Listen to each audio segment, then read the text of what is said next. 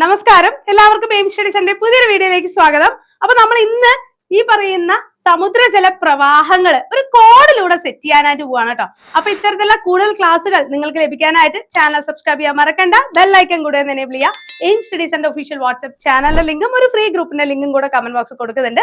അതിലേക്ക് കൂടെ ഒന്ന് ജോയിൻ ചെയ്തിടുക.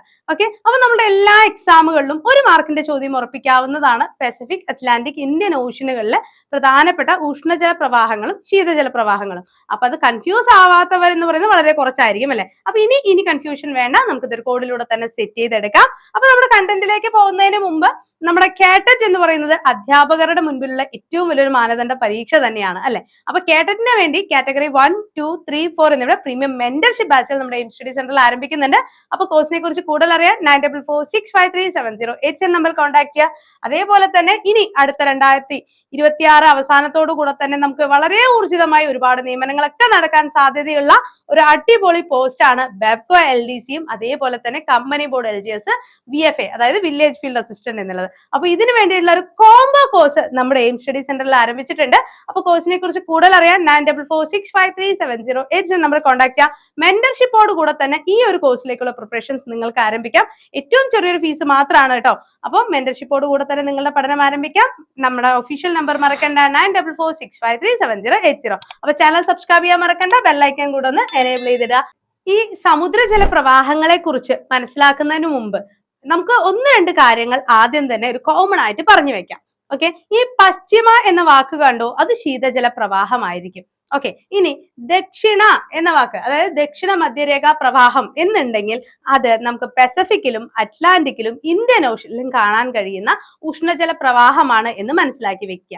അതേപോലെ തന്നെ ഉത്തര മധ്യരേഖ പ്രവാഹം എന്നുള്ളത് നമ്മുടെ പസഫിക്കിലും അതേപോലെ തന്നെ അറ്റ്ലാന്റിക്കിലും കാണാൻ കഴിയുന്ന ഉഷ്ണജല പ്രവാഹമാണ്. ഇത്രയും കാര്യങ്ങൾ ആദ്യം ഓർത്ത് വെച്ചിരിക്കുക കേട്ടോ. ഓക്കെ, അതേപോലെ തന്നെ ഇനി നമുക്ക് ഇതിൽ ഓർത്ത് വെക്കേണ്ട ഒന്ന് രണ്ട് ഫാക്ടുകൾ പറഞ്ഞു തരാം. ഒന്ന്, മധ്യരേഖ പ്രതിപ്രവാഹം. 2, കുറോഷിയോ. 3, പൂർവ്വ ആസ്ട്രേലിയൻ പ്രവാഹം.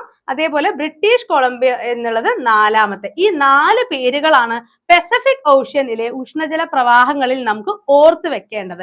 ഉത്തര പസഫിക് പ്രവാഹം എന്താണ്, നമുക്ക് ഓട്ടോമാറ്റിക്കലി പസഫിക് എന്ന വാക്ക് കാണുമ്പോൾ തന്നെ അവിടെ കണക്റ്റഡ് ആയി അത് പസഫിക്കിലുള്ളതാണ് എന്ന് ഞാൻ പറഞ്ഞു. ഉത്തര എന്ന വാക്കുണ്ടോ, അത് എവിടത്തേക്കാണ്, ഉഷ്ണജലത്തിലേക്കാണ് എന്ന് പറഞ്ഞു തന്നു അല്ലെ. അപ്പൊ നമുക്ക് അത് മറന്നു പോകാൻ സാധ്യതയില്ല. ബാക്കി 4 മാർക്ക് ചെയ്ത 4 ആണ് എന്ത് നമുക്ക് ഓർത്തിരിക്കേണ്ടത്. അപ്പൊ ഇതിലൊരു ചെറിയൊരു കോഡ് പറഞ്ഞു തരാം. ജസ്റ്റ് കോഡായിട്ട് മാത്രം എടുക്കുക.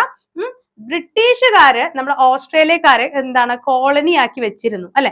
ആ സമയത്ത് നമ്മുടെ ഇന്ത്യയെ ബ്രിട്ടീഷുകാർ കോളനി ആക്കി വെച്ചിരുന്നപ്പോൾ നമ്മുടെ നിന്ന് ഒരുപാട് പൈസകളൊക്കെ അവർ അടിച്ചു മാറ്റിയിരുന്നു അല്ലെ. സാമ്പത്തികമായിട്ട് ഒരുപാട് ചൂഷണമൊക്കെ ചെയ്തിരുന്നു. അപ്പൊ ഈ ബ്രിട്ടീഷുകാര് ഓസ്ട്രേലിയക്കാരെ കോളനി ആക്കി വെച്ചിരിപ്പോ ഒരുപാട് പൈസ കൊള്ളയടിച്ചത് കൊണ്ട് കുറെ ഓസ്ട്രേലിയക്കാർ എന്ത് ചെയ്യുന്നുണ്ട്, അവരോടുള്ള പ്രതികാരമായിട്ടാണ് നടക്കുന്നത് എന്ന് ഓർത്ത് വെച്ചിരിക്കുക. ഓക്കെ, അപ്പൊ ബ്രിട്ടീഷുകാരുടെ കോളനി ആയിരുന്ന ഓസ്ട്രേലിയക്കാരില് ഒരുപാട് പൈസ എന്താണ് മാറ്റി വെച്ചത് കൊണ്ട്, അല്ലെങ്കിൽ അവരിൽ നിന്നും അടിച്ചു മാറ്റിയത് കൊണ്ട് കുറെ ആളുകൾ എന്നുള്ളതിൽ കുറോഷ്യ കണക്ട് ചെയ്യാം. ഓക്കെ, അതുമായിട്ടുള്ള പ്രതികാരവുമായിട്ടാണ് നടക്കുന്നത് എന്നുള്ളത് പ്രതി. ഓക്കെ, അപ്പൊ പൈസ അടിച്ചു മാറ്റി എന്നുള്ളത് കോളനി വൽക്കരിക്കുക എന്നത് തന്നെ നിങ്ങൾ എന്ത് ചെയ്താൽ മതി, പസഫിക് ഓഷ്യൻ ആണ് എന്ന് കണ്ടെത്തിയാൽ മതി. അപ്പൊ ബ്രിട്ടീഷുകാരുടെ കോളനി എന്നുള്ളതിൽ നിന്നും ബ്രിട്ടീഷ് കൊളംബിയൻ എന്നുള്ളത് എടുക്കുക. ഓസ്ട്രേലിയക്കാർ എന്നുള്ളതിൽ നിന്നും പൂർവ്വ ഓസ്ട്രേലിയൻ എന്നുള്ളത് എടുക്കുക. കുറെ ആളുകൾ എന്നുള്ളതിൽ നിന്നും കുറേഷ്യ പ്രവാഹം എടുക്കുക. പ്രതികാരവുമായി നടക്കുന്നു എന്നുള്ളതിൽ നിന്നും പ്രതിപ്രവാഹം എന്നുള്ളതും ഓർത്തിരിക്കുക. അപ്പൊ ഇനി ഇത് തെറ്റിപ്പോവരുത്. ഓക്കെ ആണല്ലോ. ഇനി അടുത്തത് നോക്കാം, പസഫിക് സമുദ്രത്തിലെ പ്രധാനപ്പെട്ട ജലപ്രവാഹങ്ങൾ, അതായത് ശീതജല പ്രവാഹങ്ങൾ ഏതൊക്കെയാണെന്നാണ്. അപ്പോ അതൊന്ന് കണക്ട് ചെയ്യാൻ വേണ്ടിയിട്ട് ഞാൻ നിങ്ങൾക്ക് ഒരു ഫോട്ടോ കൊണ്ടുവന്നിട്ടുണ്ട് അല്ലെ. ഫോട്ടോ കാണുമ്പോൾ തന്നെ നിങ്ങൾക്ക് അറിയാനായിട്ട് സാധിക്കും ആരാണത്, ഉസൈൻ ബോൾട്ട് ആണ്. അപ്പൊ അദ്ദേഹത്തിന്റെ കാല്, അദ്ദേഹത്തിന്റെ ഓട്ടം, അതൊക്കെ നമുക്ക് എന്താണെങ്കിലും നമ്മൾ ടിവിയിലൊക്കെ കാണുന്ന സമയത്ത് അത്രത്തോളം അഡ്മയർ ചെയ്തിട്ട് അദ്ദേഹത്തിന്റെ കാലിനെ കുറിച്ച് നമ്മൾ ചിന്തിച്ചിട്ടുണ്ട് അല്ലെ. എത്രത്തോളം ബ്ലസ്ഡ് ആണ് അദ്ദേഹം എന്നുള്ള രീതിയിൽ. അപ്പൊ അദ്ദേഹം എന്ത് ചെയ്യാണ്, ഇവിടെ തണുത്ത വെള്ളം കുടിച്ചുകൊണ്ടിരിക്കണം. അപ്പൊ തണുത്ത വെള്ളം കുടിക്കുന്ന ഉസൈൻ ബോൾട്ടിനെ ഓർത്തു കഴിഞ്ഞാൽ എന്ത് ചെയ്താൽ മതി, പസഫിക്കിലെ ശീതജല പ്രവാഹങ്ങൾ മുഴുവൻ നിങ്ങൾക്ക് ഓർത്തിരിക്കാനായിട്ട് സാധിക്കും. ഓക്കെ, അപ്പൊ എന്തൊക്കെയാണ്, ഉസൈൻ ബോൾട്ടിന് ഹംബോൾട്ട് എന്നുള്ളത്, പെറു ഹംബോൾട്ട് പ്രവാഹം. എന്താണ് ഈ ബോൾട്ട്, ഉസൈൻ ബോൾട്ടിനെ ഓർത്ത് വെച്ചിരിക്കുക. അദ്ദേഹത്തിന്റെ കാലാണ് നമ്മൾ വളരെ അഡ്മിറേഷനോടെ കൂടെ നോക്കുന്നത്, അയ്യോ എന്ന് പറഞ്ഞ് അത്രത്തോളം അഡ്മിറേഷനിൽ നോക്കുന്നത്. അപ്പൊ അദ്ദേഹത്തിന്റെ കാലിഫോർണിയ, അയ്യോ എന്നുള്ള അഡ്മിറേഷൻ, ഒയോഷിയോ, ഓക്കെ, പിന്നെ ഞാൻ പറഞ്ഞു പശ്ചിമ എന്ന വാക്കുണ്ടോ, അത് ഏതാണ്? ശീതജല പ്രവാഹമാണ് എന്നുള്ളത്. അപ്പൊ നമ്മൾ ഈ പറയുന്ന അത്രത്തോളം ഓടിക്കെതച്ച് ക്ഷീണിച്ച് വരുന്ന അദ്ദേഹം ശീതജലം, തണുത്ത വെള്ളം കുടിക്കുമ്പോൾ ആ ഒരു ഫോട്ടോ മാത്രം മനസ്സിലിരുന്നാൽ മതി. എന്താണ് അദ്ദേഹത്തിന്റെ പേര്? ഹുസൈൻ ബോൾട്ടിൽ നിന്നും ഹംബോൾട്ട് പ്രവാഹം എന്നുള്ളത്. അദ്ദേഹത്തിന്റെ കാല് നോക്കിട്ട് നമ്മൾ പറയും അയ്യോ എന്ന് പറയുന്നത് അഡ്മിറേഷൻ. അത് കാലിഫോർണിയ, ഒയോഷിയോ, ഇത് മൂന്നും എന്താണ്? നമ്മൾക്ക് ശീതജല പ്രവാഹങ്ങളാണ്, പസഫിക് ഓഷ്യൻ ആണ് എന്നുകൂടെ ഓർത്ത് വെച്ചിരിക്കുക. പശ്ചിമ എന്ന വാക്ക് കാണുമ്പോൾ ഞാൻ പറഞ്ഞു അത് ശീതജല പ്രവാഹമാണ് എന്ന് പറഞ്ഞു അല്ലെ. ഓക്കെ, ഇനി അടുത്തതാണ് നമ്മൾ നോക്കുന്നത് ഏതെന്ന് പറയുന്നത് അറ്റ്ലാന്റിക് സമുദ്രത്തിലെ ജലപ്രവാഹങ്ങള്. അല്ലെ, ഉഷ്ണജല പ്രവാഹങ്ങളും ഉണ്ട്, ശീതജലവും ഉണ്ട് അല്ലെ. അപ്പൊ ഉഷ്ണജലത്തിൽ ഞാൻ എന്ത് പറഞ്ഞു? ഉത്തര അറ്റ്ലാന്റിക് പ്രവാഹം. അറ്റ്ലാന്റിക് എന്നുള്ളത് അറ്റ്ലാന്റിക്കുമായിട്ട് തന്നെ കണക്ട് ആയിപ്പോയി. ഉത്തര മധ്യരേഖാ പ്രവാഹം നമുക്ക് ഏതിലൊക്കെ പറഞ്ഞു? പസഫിക്കിലും ഉണ്ട്, അറ്റ്ലാന്റിക്കിലും ഉണ്ട് എന്ന് ഞാൻ പറഞ്ഞു. ഇനി മധ്യരേഖാ പ്രതിപ്രവാഹം, ദക്ഷിണ മധ്യരേഖാ പ്രവാഹം, അതേപോലെ തന്നെ അത് ദക്ഷിണ മധ്യരേഖ എന്താ നമ്മൾ പറഞ്ഞു? എല്ലാത്തിലും വരുന്നതാണ് എന്ന് പറഞ്ഞു അല്ലെ. ഇനി ഫ്ലോറിഡോ, ഗൾഫ് സ്ട്രീം, ബ്രസീൽ പ്രവാഹം, ഈ മൂന്നെണ്ണമാണ് നമുക്ക് എന്ത് ചെയ്യേണ്ടത്?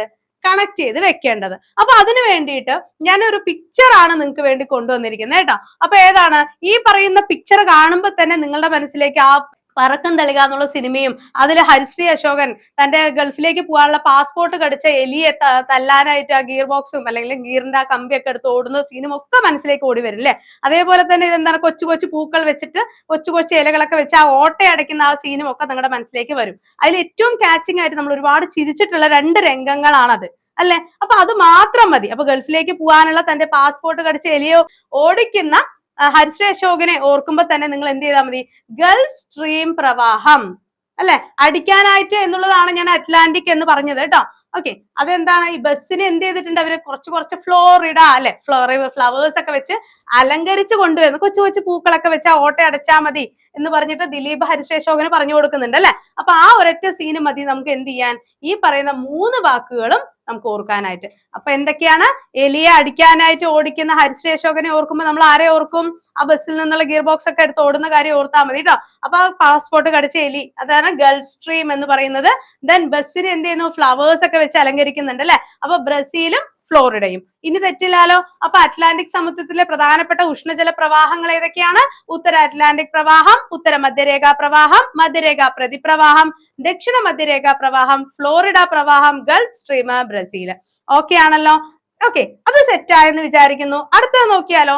ഇനി അറ്റ്ലാന്റിക് സമുദ്രത്തിലെ ജലപ്രവാഹങ്ങളിലെ ശീതജല പ്രവാഹങ്ങൾ ഏതൊക്കെയാണ് എന്നുള്ളതാണ്. അപ്പൊ ആദ്യം തന്നെ പറഞ്ഞ പോലെ തന്നെ പശ്ചിമ എന്ന വാക്കുണ്ടോ, അത് ശീതമാണ്, അത് മറക്കില്ല.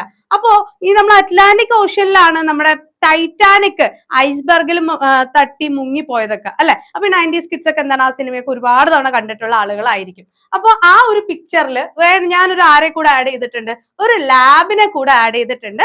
എന്നിട്ട് നമ്മുടെ റോസ് എവിടെയാ കിടക്കുന്നത്? അത് കപ്പലിലെ ഒരു ബോട്ട് പുറത്തായിരുന്നു അത് ആ ഫിലിമിൽ കിടന്നത്. പക്ഷെ നമുക്ക് ഓർത്തിരിക്കാൻ വേണ്ടി ഒരു ക്യാനിന് മുകളിൽ ഒരു ബാഗിലാക്കിയിട്ട് ആര് കിടക്കുന്നുണ്ട്? നമ്മുടെ ലാബിനെ ഒരു കൂടെ ചേർത്തിട്ട് റോസ് കിടക്കുന്നുണ്ട് കേട്ടോ. അപ്പൊ ബാക്കിൽ ഇതേ ഒരു ഐസ്ബർഗ് ഒക്കെ നിങ്ങൾക്ക് കാണാനായിട്ട് സാധിക്കുന്നുണ്ട്. അപ്പൊ ഐസ്ബർഗ് എന്നുള്ളതിൽ തന്നെ നിങ്ങൾ എന്ത് ചെയ്തെടുക്കുക? ശീതജല പ്രവാഹമാണ് എന്ന് മനസ്സിലാക്കുക. ഈ ഐസ്ബർഗിനെ തന്നെ അറ്റ്ലാന്റിക് ഓഷ്യനും കൂടെ കണക്ട് ചെയ്യുക. അതിന് വേണ്ടിയിട്ട് ടൈറ്റാനിക് കൊണ്ടുവന്നേട്ടോ. അപ്പൊ ടൈറ്റാനിക് അപകടം നടന്നത് അറ്റ്ലാന്റിക്കിലാണെന്ന് നിങ്ങൾക്ക് അറിയാലോ അല്ലെ.